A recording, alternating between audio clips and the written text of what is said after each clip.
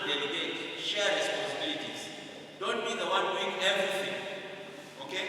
If you're a leader in your institution, if you're a leader at home, sometimes you say, Mommy, today you are in charge, you are the one to take decisions. My work is to sleep. And then she will tell you, it's your work to do the cooking, it's your work to do the dishes. Take it. It's good. Learn to delegate, collaborate, set realistic goals.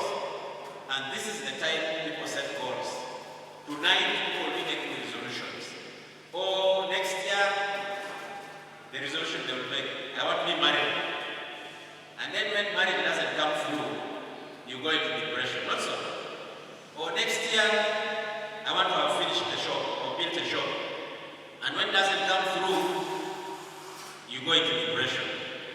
I want you to set realistic goals. Use time management tools to help yourself. Now, let's talk about sustainable entrepreneurial success.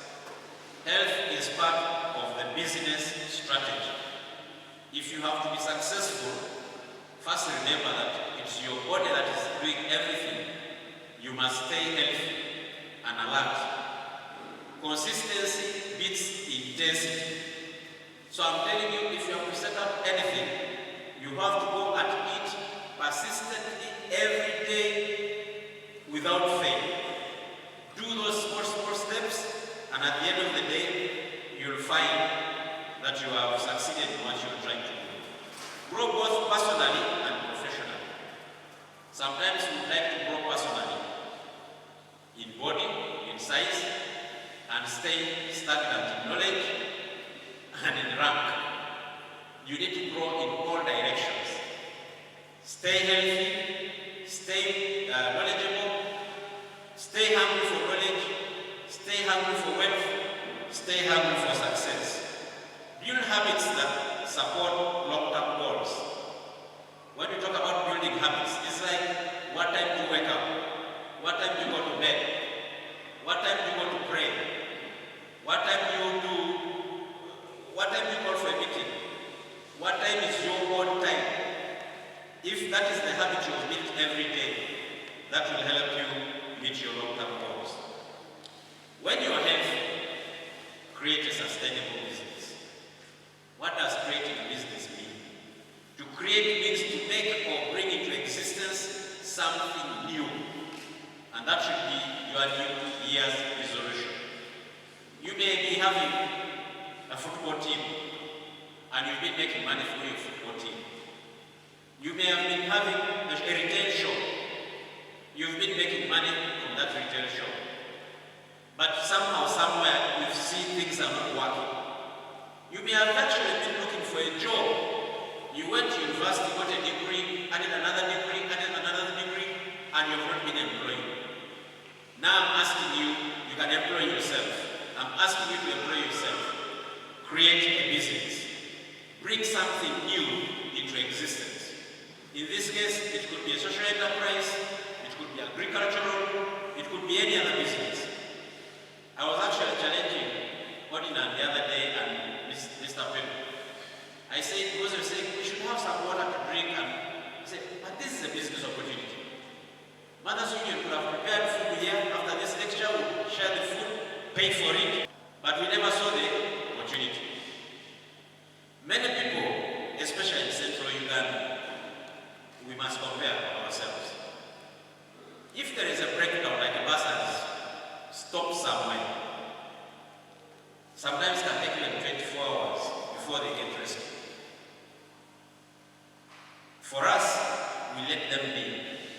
For the people in Central, they will already find some water, some biscuits, some sodas, and they will go and sell. They are not money-minded, but they understand business. I went to a funeral last week in Senegal, and I found so many entrepreneurs. This one was making chapati at the site and selling, and people were buying. The other one was selling sim which had been made. The other one was selling water.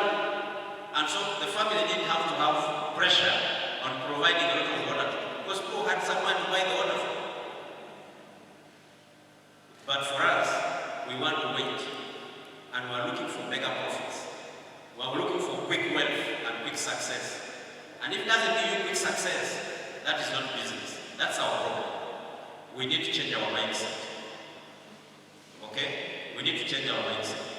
So, if you have so many degrees and you've not found a job, create a business, employ yourself, and then you'll be able to employ others. Like for agricultural or any other business, agricultural enterprises is a broad thing. It ranges from dealing in farming goods to manufacturing with lots of value addition. Let me ask, how many factories are based in the teso region? Factories that even manufacture water or package water. How many? How many factories do you have? None. Why? Don't we have people who are educated? Don't we have people in business? Apart from the government factory, the teso factory in Soret, which other factories do we have? Okay, let's talk about private-owned businesses or factories that do manufacturing. There are so many things we manufacture. We have a lot of cassava. Why are we selling cassava in bags and sacks? Why are these people coming with the trucks into the villages to load potatoes which are not processed, and yet we make biscuits from the potatoes? Why are we exporting starch to other countries, yet we have a lot of cassava in Kumi, what are we manufacturing? What are we known for? We are known for selling potatoes, but what type of potatoes? How much is a bag of? We need to think about value addition. Value addition. There are a lot of resources here. The granules that we make. I went to Switzerland and found granules packing. This was ancient granules. They were being sold in supermarkets. We can't even put them in our own polythene bags and label them product of Kumi and sell and export. We must wake up. It is time for us to wake up. There are so many factories, there are so many businesses that we can create, like you can see, your eye can see around us. You can prepare timber and export timber, plant trees, harvest them, process the timber, process furniture. There are so many hotels that need furniture. Why should we import furniture from Malaysia? Why should we import from China? Yet we have land that can sustain the growth of trees in our setting. We need to think, we need to wake up as we dream of crossing over. So a sustainable business focuses on meeting the present needs without compromising future generations' ability to meet their own. Like I say, if you go into timber business, do not cut the timber tree, do not cut or get timber from the trees you never planted. And if you cut them, replace them 100 times. So that the future generations, the generations after us, will have something to depend on. Our environment is affected. So when you start any business, always think about the environment. What will be the impact of my business on the environment? And like I said, sustainable businesses involve environmentally responsible practices, social equity, economic viability to create long-term value. Renewable energy. We could go into manufacturing solar panels. We could actually supply other places with electricity because of a lot of sunshine. We can generate a lot of electricity and supply to other places. And yet, in our own villages, we are still using with the kerosene and all these things, with the smoking kerosene. And yet you can do something about it. And when you start your business, define your core values as a business. For us, as Kumi Orthopaedic Centre, our core values are professionalism, excellence. We want whatever we do to come out well, and we do it well. And so, whichever business you start, whether it's a service or a product that you develop, you must think of excellence. Your business could even be just about communication. If your business is about communicating with people, helping people communicate, you must do it with excellence.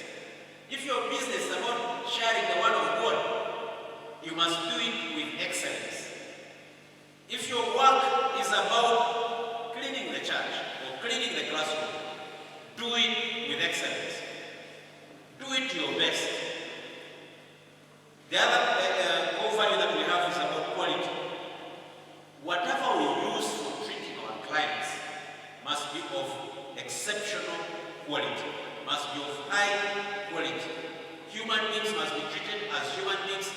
equally, not as animals.